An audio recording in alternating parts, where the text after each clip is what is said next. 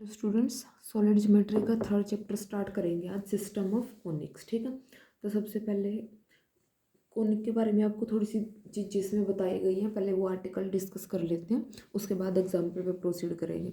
सबसे पहले क्या बताया, कोनिक थ्रो 5 पॉइंट्स। ठीक है, ये हमारे पास क्या शो करेंगे हम यहाँ पे कि 5 पॉइंट्स से हमारे पास सिर्फ एक ही कोनिक पास करेगा, no three of which are collinear, कि कोई भी 3 पॉइंट वहाँ पे एक ही लाइन पे लाइन नहीं कर रहे होंगे, सारे अलग अलग होंगे। ठीक है, तो इसके बारे ये चीज़ थोड़ा सा हम पहले भी डिस्कस कर चुके हैं, यहाँ पे साइड में पॉइंट लिखे हुए हैं, तो इनके बारे में आपको बता देती हूँ थोड़ा सा ब्रीफ में। हमारे पास ये इक्वेशन होती है, तो इसको आप यहाँ पे कॉन्स्टेंट को 1 बना के राइट हैंड साइड में लेके जाओ, सी से डिवाइड कर दो, राइट हैंड साइड की ज़रूरत नहीं, सिंपल सी से डिवाइड करो, इनको नाम दो A1 B1। तो इस तरह से अगर हमारे पास यहाँ पे कितने कॉन्स्टेंट आ गए, 1 2 3 4 5 कॉन्स्टेंट आएंगे, तो 5 कॉन्स्टेंट आएंगे, तो अगर हम यहाँ पे 5 वैल्यू ले लें तो हम 5 यहाँ से कॉन्स्टेंट की वैल्यू निकाल सकते हैं। जितने हमारे पास अननोन होते हैं उतने हमारे पास अगर इक्वेशन बन जाए तो हमारे पास यूनिक सोल्यूशन आता है। तो सेम वही लॉजिक लग रहा है। ठीक है, हमारे पास 5 पॉइंट्स आ गए हैं जो इन इक्वेशन को सेटिस्फाई कर रहे हैं, तो 5 इक्वेशन बनेगी, 5 कॉन्स्टेंट्स है जिनकी हमने वैल्यू निकालनी थी। तो यहाँ से हम क्या निकाल सकते हैं कि एक कोने की इक्वेशन है, तो इन 5 पॉइंट से पास करता हुआ क्या जाएगा आपके पास, एक कोनिक जाएगा। ठीक है, और जिनमें से कोई भी 3 पॉइंट क्या होंगे, कोलिनियर नहीं होंगे। ठीक है, तो यहाँ पे हमने पहले भी ये चीज़ पढ़ी थी कि अगर 4 पॉइंट है एक लाइन पे तो हमारे पास इनफाइनाइट कोनिक बनेंगे। ठीक है, कि उन 5 पॉइंट से पास करते हुए, कि अगर 4 पॉइंट, यहाँ पे इन्होंने क्या बोला कि एक कोनिक बनेगा अगर कोई भी 3 पॉइंट कोलिनियर ना हुए। यहाँ पे इन्होंने क्या कहा कि अगर 4 पॉइंट एक ही लाइन पे हुए, कोलिनियर हुए, तो हमारे पास इनफाइनाइट कोनिक बनेंगे जो इन टोटल 5 पॉइंट से पास कर रहेंगे। अगर 3 पॉइंट कोलिनियर हुए तो हमारे पास जो कोनिक होगा वो पेयर ऑफ लाइन बनेगा। ठीक है, यहाँ पे देखो, conic through the intersection of two given conic, कि हमारे पास कोई भी 2 गिवन कोनिक है, उनके इंटरसेक्शन से पास करने वाला कोनिक हम कैसे निकालेंगे। अब 2 कोनिक की इक्वेशन गिवन है आपको,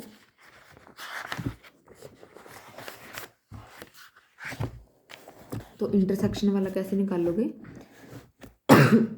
S प्लस लैम्डा S1 करके। ठीक है, तो यहाँ से हमारे पास क्या आ जाएगा, S plus lambda S1 equal to 0 रखोगे तो इसको सोल्व करेंगे तो हमें इंटरसेक्शन वाला कोनिक मिलेगा।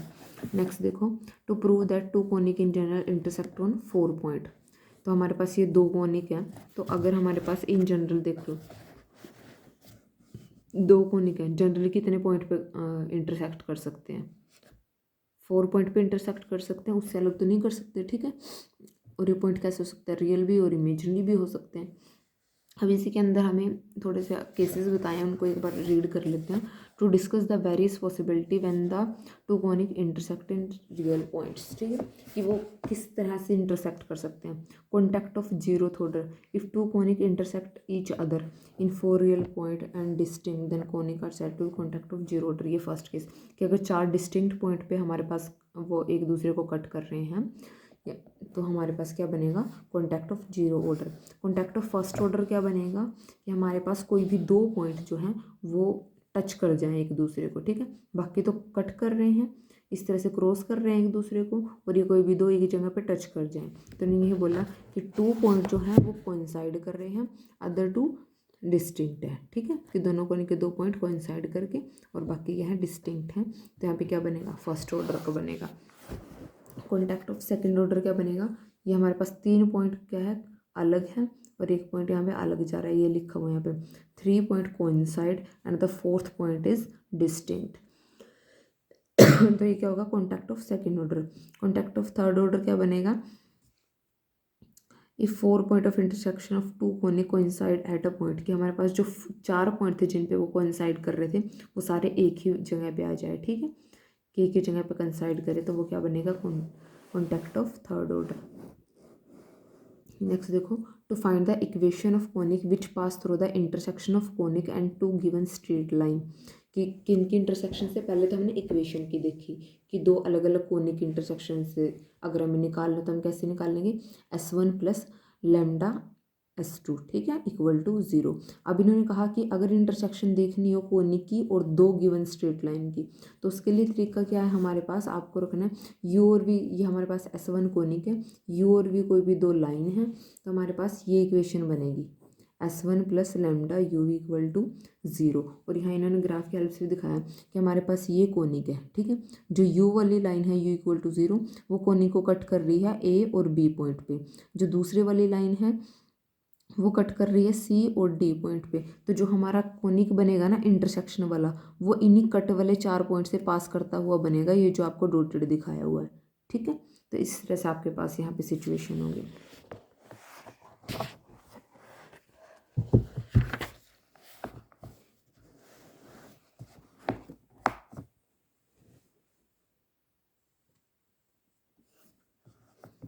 नेक्स्ट है to find the equation of conic having double contact. Double contact क्या होगा, if the two conic touch each other at 2 point then the conic are said to have double contact. कि हमारे पास ये जो कब होगी ये सिचुएशन कि हमारे पास जो दो लाइंस हैं ना, ये यू और वी, ये क्या हो जाएं, एक दूसरे के पैरेलल हो जाएं, ठीक है, या फिर एक दूसरे में रिड्यूस हो जाएं। तो हमारे पास पॉइंट ऑफ कॉन्टैक्ट पहले 4 बन रहे थे कि ए बी सी डी, अब दोनों इक्वेशन सेम जगह पे हैं, तो हमारे पास 2 ही पॉइंट ऑफ कॉन्टैक्ट आएंगे। बाकी वैल्यू आप वैल्यू अलग अलग आ सकती है, सॉरी मतलब जो पॉइंट्स आएंगे वो डिस्टिंक्ट नहीं आएंगे, डिस्टिंक्ट पॉइंट सिर्फ 2 आएंगे आपके पास, ठीक है, बाकी पॉइंट अगर आए तो वो सेम आएंगे। तो यहाँ पे इक्वेशन किस टाइप की होती है, S plus lambda you square, ठीक है। तो ये आपको यहाँ पे बताया भी गया करोले में, if u equal to 0 v equal to 0 coincide and are tangent at the point at one point to the conic s equal to 0 then s plus lambda u square represent a conic through 4 coincident point are said to have contact of third order। Example करते हैं इन पे based. Find the equation of conic passing through the 5 points, ठीक है, equation of conic find out करनी है जो इन 5 point से पास कर रही है।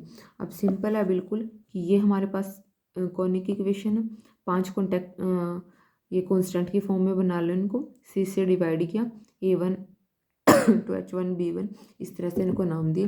अब 5 पॉइंट्स हैं और इससे पास कर रहे हैं ना कॉनिक से, हमने जो जनरल लिया, ठीक है, तो इसमें x और y की वैल्यू डाल दो और 5 इक्वेशन बना लो। तो नेक्स्ट स्टेप में हमने यही किया कि ये पांचों वैल्यूज़ इस कोनिक में डाली जो हमारे पास आया था फर्स्ट वाला, तो वहाँ से हमारे पास 5 इक्वेशन आ गई। अब आपको जस्ट क्या करना है, इन पांचों इक्वेशन को सोल्व करना है और पांचों कॉन्स्टेंट की वैल्यू निकालनी है, तो हमारे पास कोनिक आ जाएगा। तो सिंपल है, ये देखो पहले यहाँ से दिख रहा है ना 2g1 कैंसिल हो जाएगा, ठीक है, 2g1 ही यहाँ से क्या निकालो, हाँ 2g1 ही निकाल लो। यहाँ से इनको क्या करो, ऐड कर दो, अगर ऐड करें तो क्या बनेगा 2a1 प्लस a2, a1 की वैल्यू आ गई माइनस a1। अब इस वैल्यू को इनमें से किसी इक्वेशन में रख दो तो g1 आ जाएगा। 2 कांस्टेंट की वैल्यू आ गई तो आधा काम हमारा यहीं पे ख़त्म हो गया।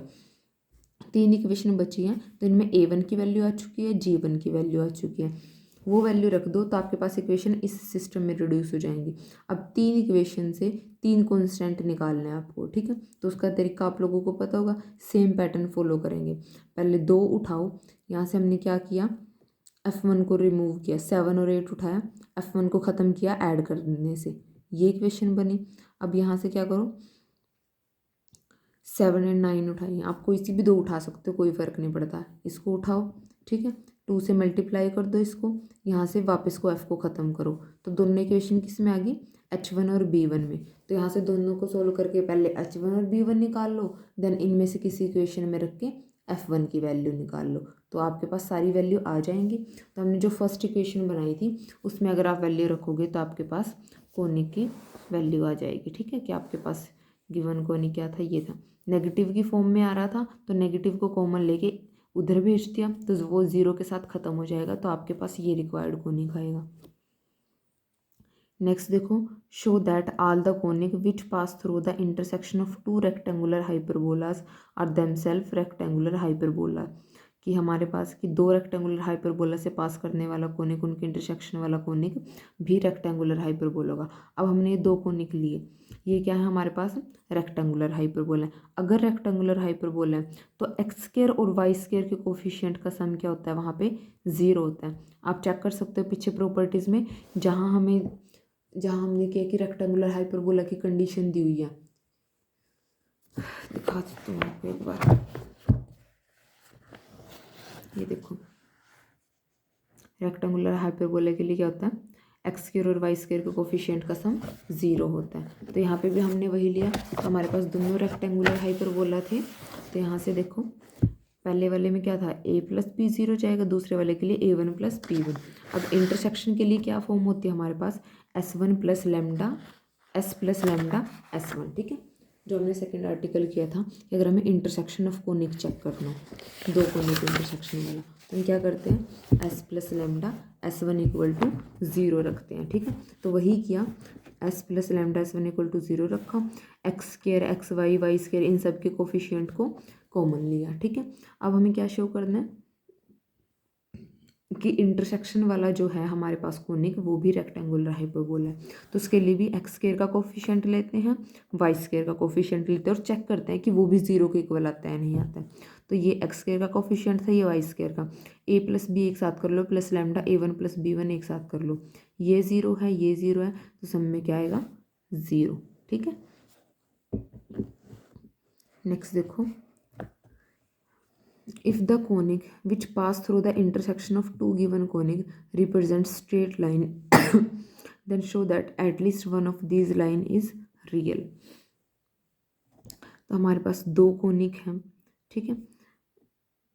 अब इंटरसेक्शन वाला कोनिक कैसा बनेगा, s प्लस लेमडा s1, तो वही किया, कोफिशिएंट को कंबाइन किया।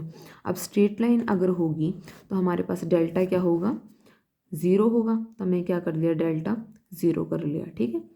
तो यहाँ पे ए बी सी की वैल्यू, ए ये है, ठीक है, बी ये रहेगा, सी हमारे पास लास्ट से आ जाएगा। तो इस तरह से इन सभी की वैल्यू रख ली।